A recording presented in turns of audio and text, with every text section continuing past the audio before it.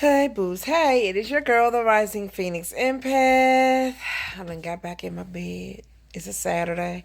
It's my free weekend, and I'm just enjoying just being home. But I wanted to jump back on. I just did a video on Reiki, and I wanted to jump on, and I wanted to tell you guys about my experience doing Reiki.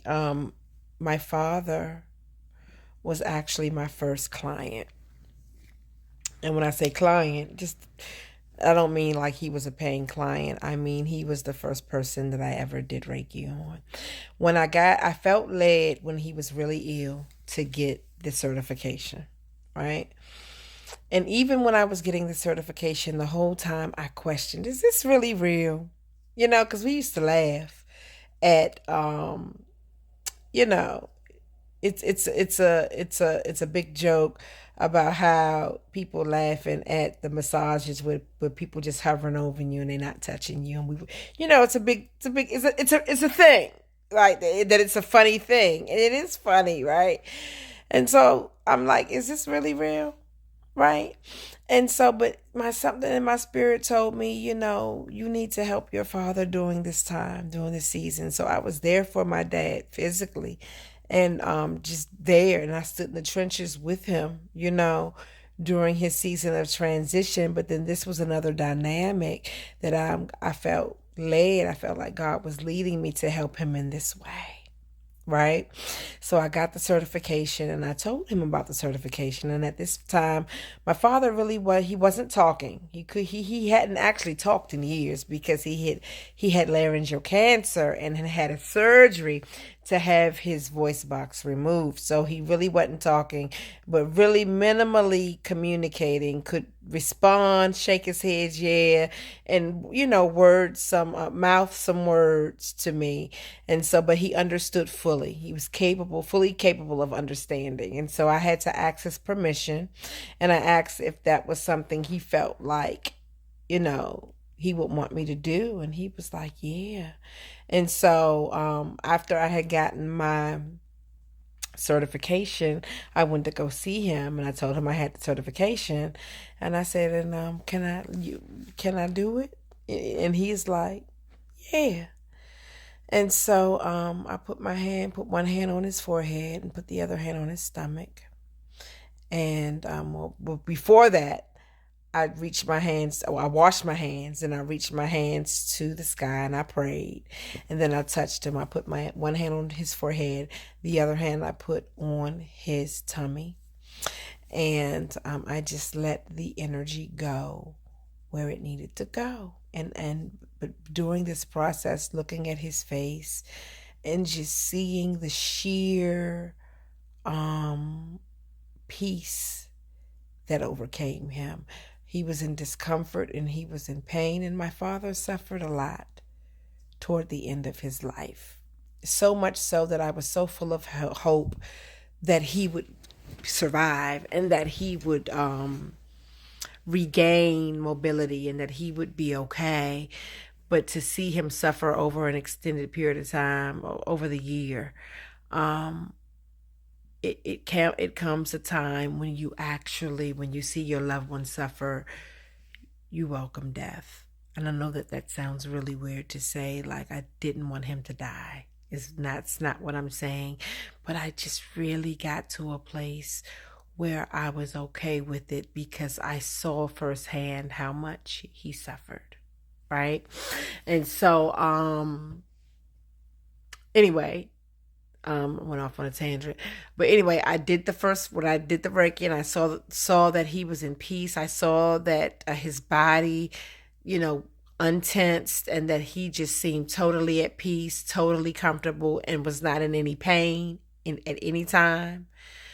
And he fell asleep. He would drift right off to sleep, peacefully drift right off to sleep. And I would stay for a couple of hours after that and just watch him, and he wouldn't even wake back up. So when I left, he would still be asleep and looking like he was just at peace, and it got to the point that when he would see me, he'd jump up and he'd be like, come on, do it. Like, he'd be like, come on, do and put my hand on his forehead. And I would do it, and he would just be like, and I could just see him just like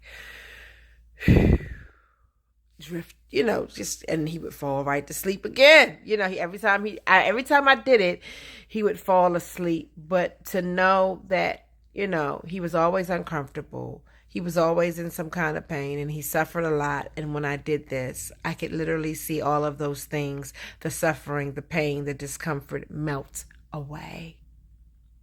Literally.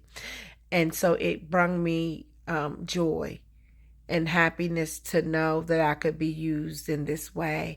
And the last time I saw my father alive was on a Saturday. And I came in, and when he saw me, he smiled, and he didn't rush me over because, when I had started doing the Reiki, as soon as he saw me, he'd be like, come on, come on, but he looked at me and he smiled and he saw me.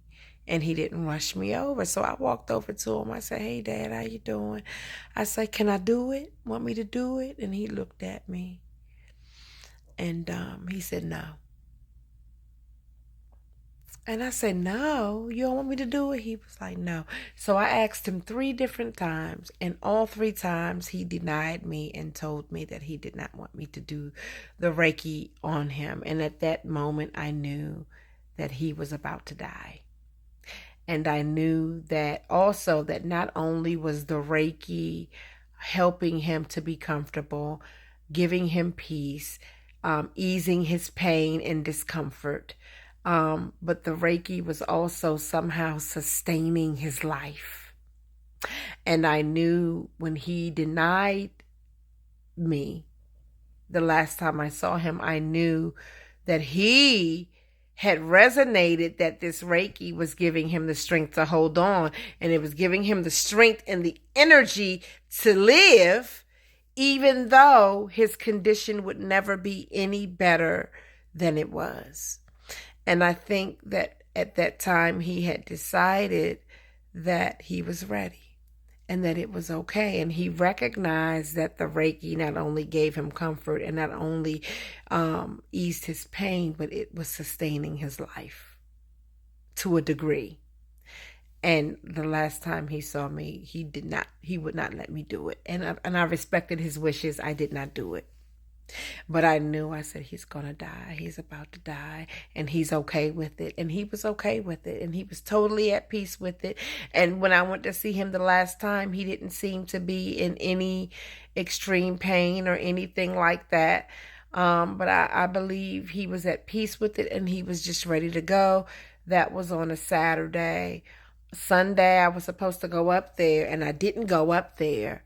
And Monday morning at 12 a.m., literally the next day, we didn't even get into Monday, but it was like 12 a.m. Monday morning, and he died. And I knew, I didn't know he would die so soon. I didn't know he would die that weekend. I didn't know, but he died. And the power, the energetic power of Reiki is real. I experienced that with my dad, and I'm honored that I was able to be used to help him to transition in that way, and used to help him to be comfortable and to ease his pain and to give him some peace and to give him time to come to terms with what was happening and what stage he was at his life. He's gone physically. But as we know, the law of thermodynamics tells us that energy, which we are comprised of, can't be destroyed or created. So although he is dead physically, I know that he exists in another realm. And I was honored to be able to help him and to guide him during this transitional period. And it was a beautiful thing.